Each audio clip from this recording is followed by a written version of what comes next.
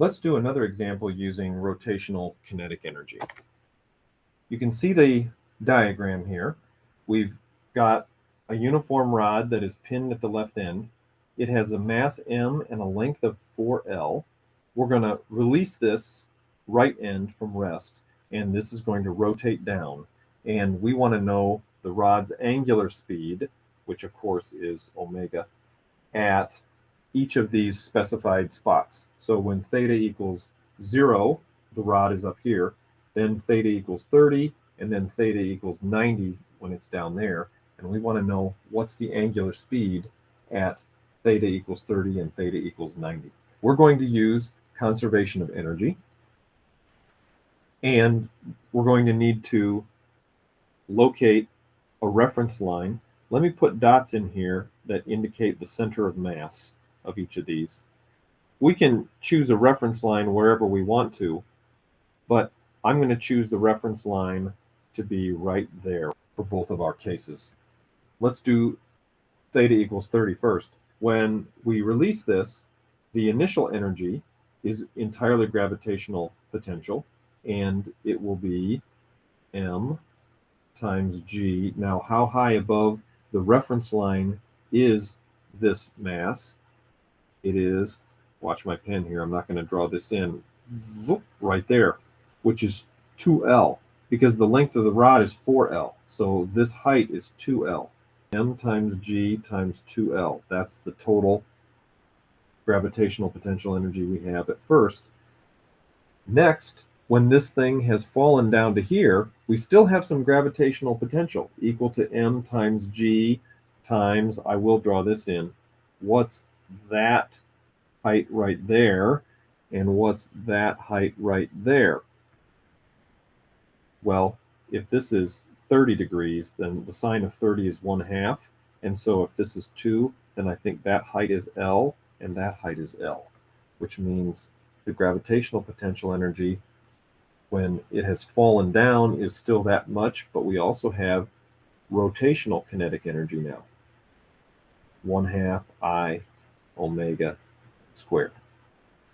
The moment of inertia of a rod we can look up, and when it's pinned at the end, it turns out it's 1/3 mL squared. Now we need to be careful here though, because m is, you see at the top of the screen, it's a legit m. But the L, they're trying to trick us, and they've said, hey, it's 4L. So when you look it up on the equation sheet, it'll say 1/3 mL squared, but here we need to put 4L in there. Now we don't need to consider translational kinetic energy because the axis is not moving. The only type of kinetic energy we're going to have is rotational. So let's see if we can simplify this. I'm seeing m's in every term, so that can go away. Here I've got 2GL, and there's a GL, so that's going to leave a GL on the left side. And what do we have on this side? I'm seeing 16/6. How's that? Which is what, 8/3? 16/6 is 8/3. And then we have omega squared and L squared. L squared, I'll put that right there, and omega squared. One of those L's will cancel. That L cancels one of those. If we solve this for omega, what does this give us? 3G over 8L square rooted. That's the angular speed when the angle dropped through is 30 degrees. What about when it's at the bottom? Well, we're going to use the same idea here. I'm going to say, you know what, there's my reference line again. The total gravitational potential energy to start with will be M times G, and what's H we said was 2L.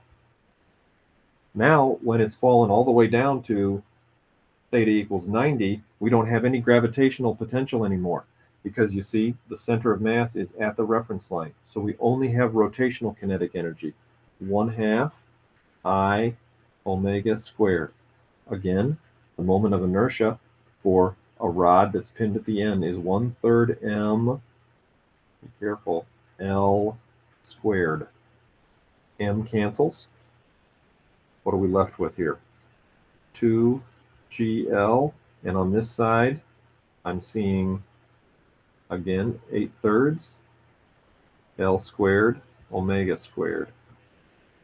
Again, one L cancels there, so this omega is going to be 6/8, 3/4, 3G over 4L this time.